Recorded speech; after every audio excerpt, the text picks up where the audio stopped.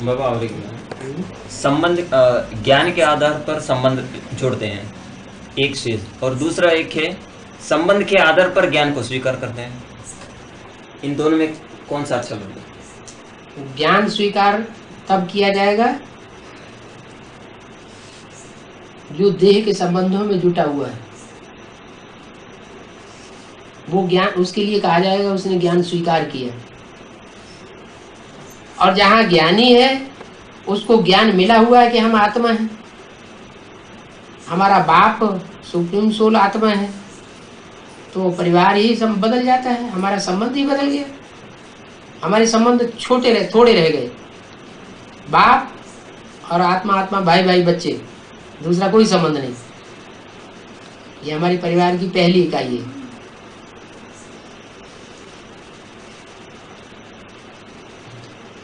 मुरली के पॉइंट जब हम भाई बहनों से डिस्कस करते हैं तो उस समय यही हमको रिजल्ट मिलता है कि वो रेफरेंस लिया रहता है। अगर बीके में देखा जाए, पीवीके में देखा जाए, तो साक्षी होकर मुरली का मनन चिंतन करके रूरोहन करना चाहते हैं तो उस समय वो पकड़ लिए रहते हैं कि यही श्रेष्ठ है।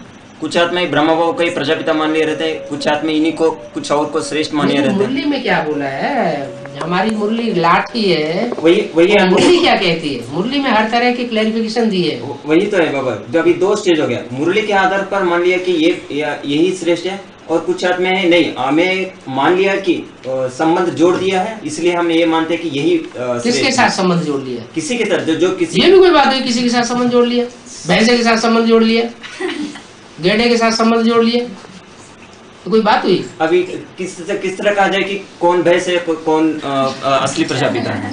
तो संबंध बाद में जोड़ो, पहले पहचानो ना। दुनिया में भी संबंध जोड़े जाते हैं तो पहले उसको पहचाना जाता है ना, ये कितना साहूकार है, किस कुल का है, कहाँ का है, क्या नाम है, क्या रूप है, क्या धाम है, कहाँ का वासी है, सारी जानकारी करते हैं ना, तब संबंध जोड़ते हैं। बिना जानकारी के संबंध जोड़ लेना। लेकिन हमें तो ऐसा नहीं हुआ। जब एक भाई ने आके हमें कहा कि शिव अभी भी साकार में है, जिस रथ में है उसको मौन तप से बाहर निकाल दिया गया, ये एक ही सेंटेंस मेरे दिल में बैठ गया कि वही सच्चा प्रजापिता है। ना मैं उसे देखा, ना मैं उसका नाम जानता था, और ना ही उसका प्लेस कहाँ पता चलता था, पता था, तो फिर भी मैंने उससे संबंध जोड़ दिया। तो दूसरे के कहे के आधार पर मान लिया ना, दूसरे के कहने के आधार पर मान लिया ना, खुद तो एनालाइज करके नहीं देखा। इतना वो भाई ने ये कहा कि अभी भी शिव साकार में, लेकिन वो कौन है वो मुझे नहीं दिखा है, लेकिन मुझे मेरा वो गुण को देखा है कि शिव का पार्ट ऐसा ही होना चाहिए था। कुछ सारी दुनिया उनको टुकराना है, यहाँ टुकरा गया, मतलब वही सच्चा प्रजापिता है, ये तो एक्सेप्ट हो गया। लेकिन मैं उसे संबंध नहीं जोड़ा था, और ना ही मैं कुछ ज्ञान सुना था। नहीं, एक निश्चित बात यह है, कोई भी संबंध जोड़ा जाए तो पहले पूरी छानबीन कर ली जाए। गुरु करिए जान, पानी पीजिए छान। ज्ञान भी अगर हम लेते हैं तो ज्ञान जल भी हम छान छान के पिए। लेकिन बाबा ने ऐसा तो नहीं है कि इसमें कोई कचरा मिला हुआ है, इसमें इस पानी में कहीं विष मिला हुआ है, ये पानी शुद्ध है, डिस्टिल्ड वाटर है, तो हमको नुकसान नहीं करेगा। अगर इस ज्ञान में कुछ मिक्स है तो हमको नुकसान कर सकता है।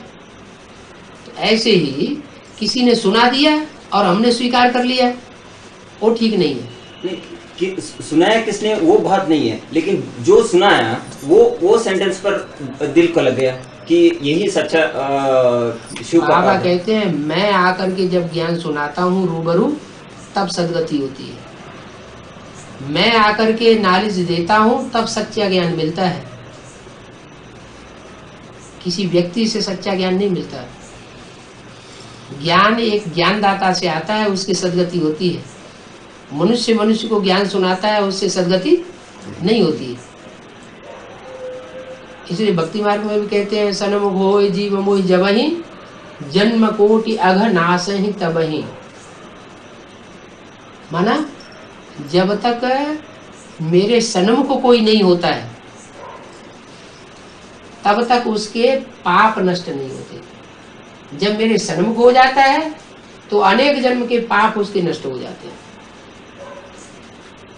अब ये सन्मुख विमुख एक स्थूल रूप में होता है और एक सूक्ष्म रूप में होता है। स्थूल रूप में तो ये शरीर के सामने बैठे हुए हैं तो ये स्थूल रूप में है, बातचीत कर रहे हैं,